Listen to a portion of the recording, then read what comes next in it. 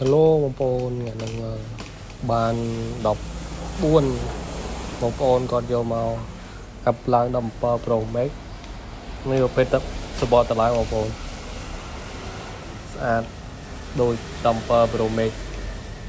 90%ហ្នឹងចាំមើលការតម្លៃទាំងអស់គ្នាបងប្អូន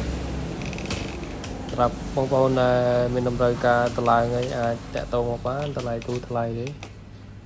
នេះសបកវាចាំមើលតម្លៃហើយ